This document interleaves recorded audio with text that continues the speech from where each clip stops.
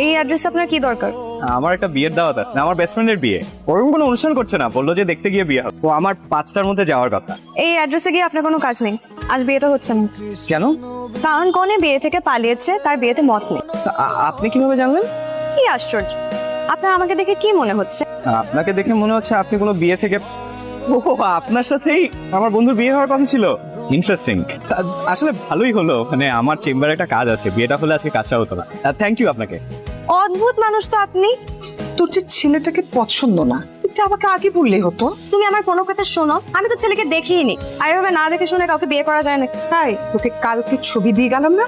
শোনো মা, এভাবে না বিয়ে হয় না। একটা ছেলেকে বিয়ের আগে ওর সাথে কথা বলতে হবে, ওকে জানতে হবে, আগে দেখতে হবে যে ওকে আদৌ বিয়ে করা যাবে কিনা। আসতে পারি? জি আসুন, বলুন কি সমস্যা আপনার? ঠিক, কালকে আমার আপনার সাথে বিয়ে হওয়ার কথা ছিল, আপনি আমাকে মিথ্যা বললেন কেন? আপনার সাথে কথা বলতে ইচ্ছে হচ্ছিল, তাই একটা অজুহাত বানিয়ে নিলাম। আর আমি যে বিয়ে থেকে পালিয়েছি, আপনার আমার উপর রাগ হয়নি? রাগ কেন হবে? আপনার বিয়ে করতে ইচ্ছে হচ্ছিল না, সাহস করে পালিয়ে গেছেন, এটাই তো ভালো। উল্টা নিজের ইচ্ছার বিরুদ্ধে বিয়ে হলে সেটা খারাপ হতো। আর 3বার যে আপনি বিয়ে থেকে পালিয়েছেন, এটাও মিথ্যে কথা। জি, আপনি আমার লাইফে একমাত্র মেয়ে যার সাথে আমার বিয়ে হওয়ার কথা ছিল। আল্লাহ যা করে ভালোর জন্য কর। মেয়েটা বিয়ের আসর থেকে পালিয়ে গেছে, তুই তুই এটা নিয়ে মন খারাপ করিস না তো। আমি তোর জন্য এর চেয়ে অনেক অনেক সুন্দরী মেয়ে নিয়ে আসবো। মা, আমি তো তোমাকে একবারও বলছি যে আমার মন খারাপ। আর শোনো, বিয়েটা হয় নাই ভালোই হয়েছে, আমি না বিয়ের জন্য একদম রেডি। আমি তোমাদের চাপাচাপিতে রাজি হয়েছিলাম। তুই ভেঙে পড়িস না, যদি বেশি মন খারাপ হয় না, তুই বাইরে থেকে বন্ধু বান্ধব নিয়ে ঘুরে আয়। মা, আমার চেম্বারে কাজ আছে, আর শোনো আমার একদমই কষ্ট হচ্ছে না, আমি কেন ভেঙে পড়বো? আপনি আমার অফিসে? আপনি আমার চেম্বারে যেতে পারবেন, আমি আপনার অফিসে আসতে পারবো না? না মানে, আচ্ছা কেন আসছেন বলুন। এখানেই বলবো। সবচেয়ে ভালো হয় যদি একটা রেস্টুরেন্টে বসে কথা বলি। অফিস থেকে আধা ঘন্টা ছুটি নিতে পারবেন? পারবো। আসলে যেটা বলতে চাচ্ছিলাম যে আমার আসলে বিয়ে শাদী করার খুব একটা ইচ্ছে ছিল। তো মা জোরাজুরি করে, তো একদিন হঠাৎ করে আপনার ছবি দেখে বললো দেখ কেমন লাগলো।